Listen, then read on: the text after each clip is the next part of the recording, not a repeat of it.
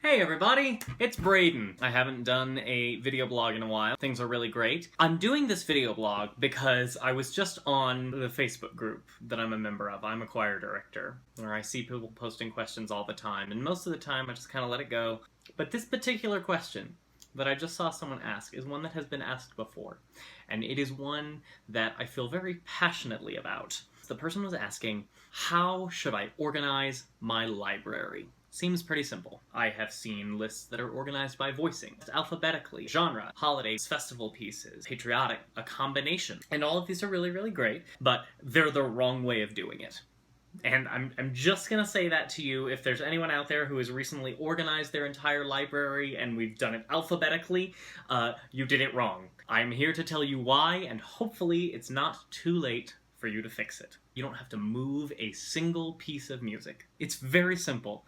You go into your library, you start with the very first piece in your filing cabinet, you pull that piece out, and you write down everything that you can possibly think of about that piece. On the envelope, you write down the piece's title, composer, the arranger, how many copies you have, voicing, if you have a rehearsal CD for it, when was the most recent time you performed it, anything you can possibly think of. Then, you take all of that information and you go into a digital file. It's important that you don't do this on paper or a typewriter or chisel it into stone, whatever it is that some people prefer because they don't like computers. You go into Excel or Google Docs. I like Google Docs because if this is a big enough project, I can work on it with multiple people at once, and none of us have to worry about, wait, did I send that to you? Do I send that to you? Who has the most recent version? You all just work on it simultaneously. It's beautiful. You have a title column, you have a composer column, you have an arranger, number of copies. You do this for your entire library. And yeah, I know, it's a time-intensive process to go and digitize all of this information. You give every single piece a number, it stays exactly where it currently is,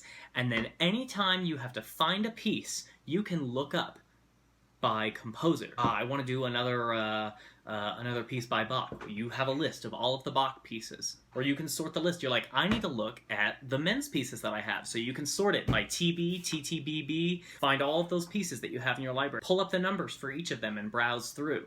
In addition, and this is the part that really, really is the best, you never again have to reorganize your entire library because you have one new piece that won't fit. How many times, those of you who have organized it alphabetically, you get a brand new piece and you're so excited about this new arrangement of Shenandoah?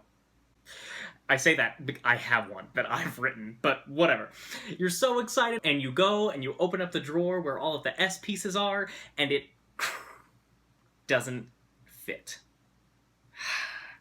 And you sigh to yourself and you groan because you now know that the next 30 minutes of your life are going to be eaten up by taking one piece out of this, putting the new one in, then closing that drawer, opening the next one, putting it in, taking the one out of the end. And you have to shift your entire library down. I don't care if you leave extra room in all of your drawers.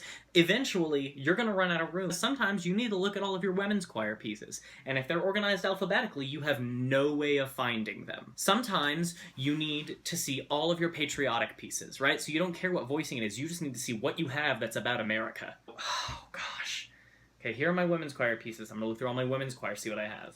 Here are all of my pieces that start with S. I'm going to look for Star Spangled Banner. A, America the Beautiful. And it's a hunt and search situation. With this digital library that you have, you just go sort by voicing. Boop, boop, and you can look up all of your women's choir pieces. You write down the numbers for things that look interesting, and then you just go through and you pull it out.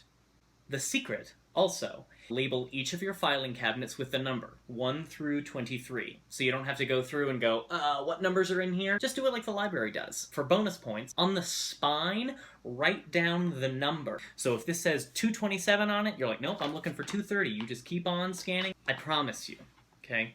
I promise you. This is the most efficient way to do it. Other people will tell you, I like how organized it is, but it's not, right? It's only organized in the one way that you've organized it. And you all know that we go looking for pieces for various things. And so rarely do we go, I need a piece that starts with the letter D. That makes no sense.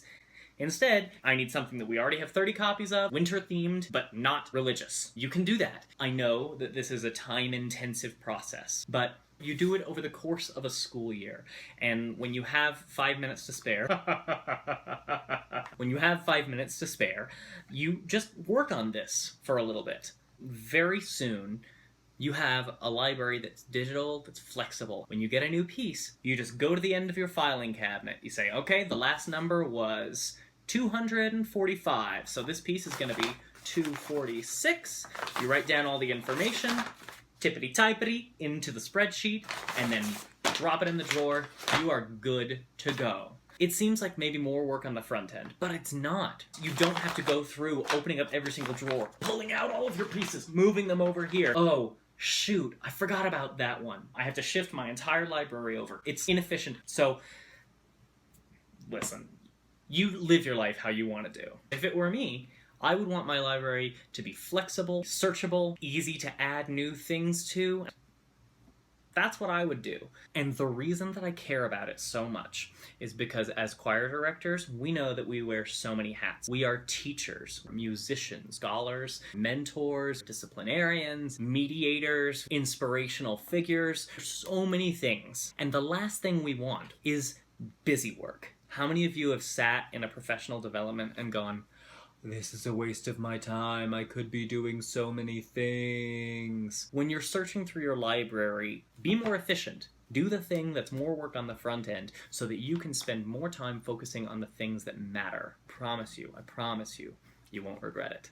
Anyway, that's my soapbox. I hope that you will take it under consideration. That said, have a fantastic start to your school year. It's going to be a great year, and with your newly organized library, it's going to be even better. So, cheers, have a great day. Bye!